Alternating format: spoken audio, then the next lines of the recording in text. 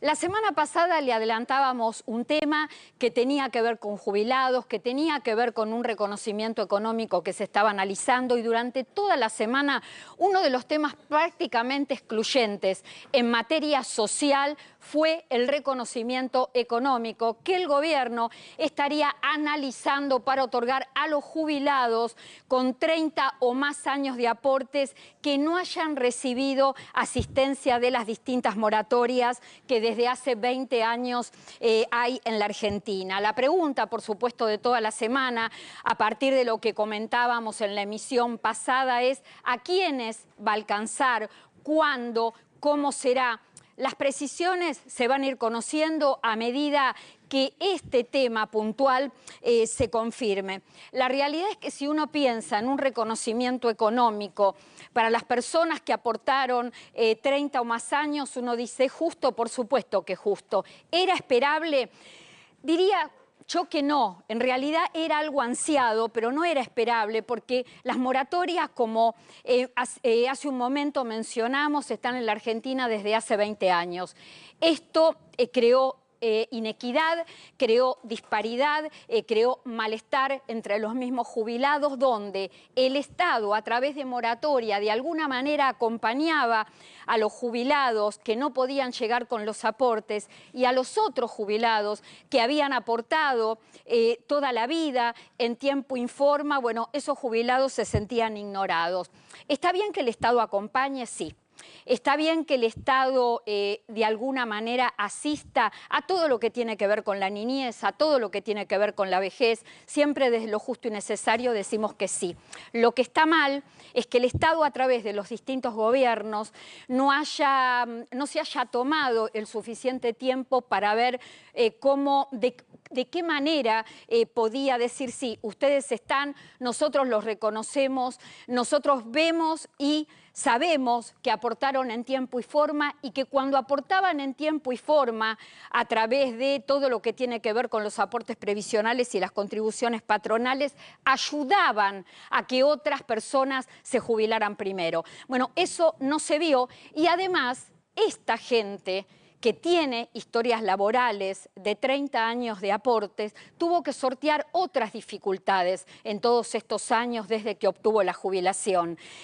Cálculos mal hechos de haber inicial, leyes de movilidad jubilatoria que años tras años le hicieron perder poder adquisitivo. Bueno, vamos a ver qué pasa con este reconocimiento. Es cada vez más fuerte la información de que se está estudiando ahora. Les vamos a contar a quiénes, pero antes el cómo, de qué manera esto se va a instrumentar. Todo va a depender del crecimiento de la economía, todo va a depender de las cuentas fiscales. Y en el mientras tanto, claro, ustedes cuando escuchan hablar de algún tipo de reconocimiento adicional, pago económico, lo primero que preguntan es cómo tenemos que hacer, hay que hacer algún tipo de trámite. Esto podríamos decir que están en sus inicios, pero si finalmente se confirma, son pagos que en general se hacen de manera automática, que los hacen los organismos previsionales directamente en el recibo de cobro de jubilación, que no hay que hacer ningún trámite previo. ¿Por qué razón? Porque todas nuestras historias laborales, y en el caso de los jubilados es exactamente igual, están en un registro, que es el registro de la Seguridad Social. ¿A quiénes alcanzaría este reconocimiento económico? Y tenemos una placa como para contarles, que ustedes de alguna manera graficarles y que entiendan mejor esta medida que está en evaluación. Alcanzaría a 3.200.000 jubilados del Sistema Nacional de Ley General que han obtenido su jubilación a través de 30 o más años de aportes, y que han obtenido la jubilación. Y cuando decimos una historia laboral genuina, estamos hablando de una historia laboral donde no fue necesaria la asistencia del Estado a través de las moratorias. Pero claro, ¿Cómo queda el mapa? El mapa quedaría con 3.200.000 jubilados que cobrarían un haber mensual en concepto de jubilación más un reconocimiento económico por haber aportado 30 o más años, y por otro lado 3.800.000 jubilados por moratoria que mantendrían el bono que hoy está anclado en 70.000 pesos. Es parte, porque es lo que me preguntaron durante toda la semana, esto de implementarse, ¿es parte de una reforma previsional? Parece que sí, que es parte de una reforma previsional, porque también se está hablando de un sistema que se trata de ordenar, de edades jubilatorias que aumentarían y unificarían los sexos, es decir, una edad que estaría rondando entre los 65 y 70 años de edad jubilatoria, tanto hombres para mujeres, y las moratorias que se van, que es un hecho que se van el 23 de marzo de este año. Ahora, ¿es lo único que hay que hacer en cuanto a reforma previsional? Yo estoy convencida que el sistema previsional necesita una reforma profunda, necesita una reforma integral, porque nosotros venimos de hace 30 años exactamente con la misma ley previsional general, que es una ley que está emparchada y poco contribuye a la vida del trabajador y a la vida del jubilado. Ahora, ¿hay que reformar? Sí, hay que reformar. El tema solo tiene que pasar por el ordenamiento de regímenes, por el aumento de edad jubilatoria, por la desaparición de las moratorias, no. Hay otros puntos que prácticamente no se tocan y son más que necesarios, yo diría claves, diría que son esenciales, como lo que está pasando con los montos de haberes jubilatorios. Hay que rever en una posible o en una futura reforma previsional el cálculo del haber inicial. El cálculo del haber inicial, ese primer haber donde cuando la persona lo cobra perdió más del 50% del poder adquisitivo de su último ingreso en actividad. Eso es lo que tiene que tratar como algo fundamental la reforma previsional. Y otro tema que hay que tratar, paso de aquellos que tienen los ingresos mínimos o medios a los que tienen en la Argentina los ingresos más altos.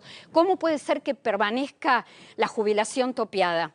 ¿Cómo puede ser que en la Argentina un trabajador no pueda cobrar de jubilación más de 1.700.000 pesos? Si quizá ese trabajador tiene 30, 40 años trabajados, quizá tuvo la suerte de hacer carrera dentro de su trabajo, dentro de su historia laboral y cobró un importante salario para poder cobrar una buena jubilación. Esto tampoco pasa, porque por una ley del 93, por la Ley de Solidaridad Previsional, las jubilaciones se topearon.